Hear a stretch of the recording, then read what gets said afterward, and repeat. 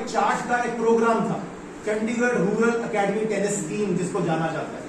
उसमें अफसरों के बच्चे भी रखे गए उस स्कीम के अंदर, और वो काफी विवाद में भी रही स्कीम, लेकिन वो भी स्कीम 2021 तक चलती रही। और 2021 से पहले जो भी उसमें पैसा आया, चाहे होंडा कंपनी ने अपने कॉर्पोरेट सोशल रिस्पॉन्सिबिलिटी से दिया या फिर कॉर्पोरेट सोशल फंड में से पंजाब सरकार और हरियाणा सरकार ने दिया, उसके बारे में भी उनके पास कोई भी सेटिस्फैक्टरी रिप्लाई नहीं था कि वो पैसा हमने प्लेयरों पे कैसा खर्चा। उनसे फाइनेंशियल डॉक्यूमेंट्स मांगे गए, कोई रिप्लाई नहीं है उनके पास। तो वो पैसा साइफन ऑफ करके ये मनी लॉन्ड्रिंग का जो स्कैम किया है, वो कहाँ गया पैसा। अब बात ये आती है, टर्मिनेट तो हो गई लीज। इस प्रेस कॉन्फ्रेंस के द्वारा हम एक तो मांग करते हैं ईडी और सीबीआई की प्रोब की कि वो पैसा गया था, वेयर इज दैट मनी। वो पैसा चंडीगढ़ के एसेट से कमाया गया पैसा है, कोई इन्होंने खुद अपनी मेहनत से नहीं कमाया। और ये रिप्लाई में ये लिख रहे हैं, जो बड़ा ही हंसने वाली बात ही है, डिफेंस है इनका, ये हमने प्लेयरों पे पैसा लगाया, जो हमने रेंटल इनकम्स कमाई वो प्लेयरों पे लगाया। आप क्या इलीगल इनकम कमाकर प्लेयरों पे लगाकर जस्टिफाई कर सकते हो? और अगर कर भी सकते हो, बैलेंस शीट्स लेकर आइए, सरकार को दिखाइए कि हमने प्लेयर्स पे कैसे पैसा लगाया। करोड़ों रुपया होंडा से लिया गया कॉर्पोरेट सोशल रिस्पॉन्सिबिलिटी में, पंजाब सरकार से महीने महीने का पैसा लिया गया प्लेयरों में। 90% प्लेयर्स टेनिस छोड़ चुके हैं।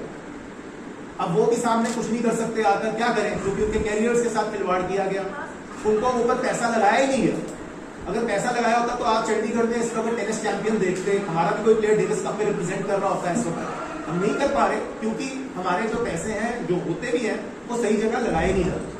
एक तो ये है, ये एलिगेशन नहीं है, सब्सटैंशिएट ही हो गई है, क्योंकि इतने शोकॉज नोटिस के बाद जो जवाब आया, उसमें सरकार ने जो जवाब मांगा उनको अनसेटिस्फैक्टरी पाया, तभी ये टर्मिनेट करी गई है। लीगल प्रोसेस से टर्मिनेट करी गई है लीज, कि आपको रिन्यूअल नहीं मिलेगा। इनकी लास्ट डेट थी 10 सितंबर 2025। इसका बैकग्राउंड लीज का ये है कि 1997 से लेकर 2017 तक ये मात्र 100 रुपए साल में लीज चला रहे थे, और इसका सारा जो मेंटेनेंस था वो पूरा चंडीगढ़ एडमिनिस्ट्रेशन कर रही थी।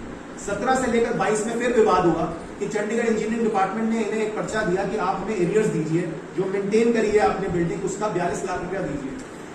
एक्सटेंशन नहीं हुई, बहुत तरीके से 6-6 महीने चलते रहे। फिर 2021 में उनको फिर से एक एक्सटेंशन के बाद एक लीज डीड रिव्यू हो गई 3 साल के लिए, और 2025 में इसका अब 10 सितंबर को खत्म हुई है।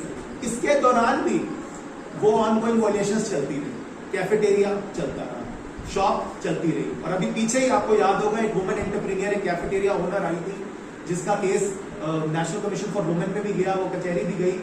वो लाइसेंसिंग एक एग्रीमेंट बनाकर बैठे हुए थे उस लेडी के साथ, और उसके बावजूद वो सारी रेंटल इनकम्स जमा कर रहे थे अपने खाते में, और वो दुकान सील करी गई। चंडीगढ़ स्टेट ऑफिस ने वो सील करी बकायदा अपने एनफोर्समेंट बिल से अभी पीछे, और वो पिछले महीने की खबर है।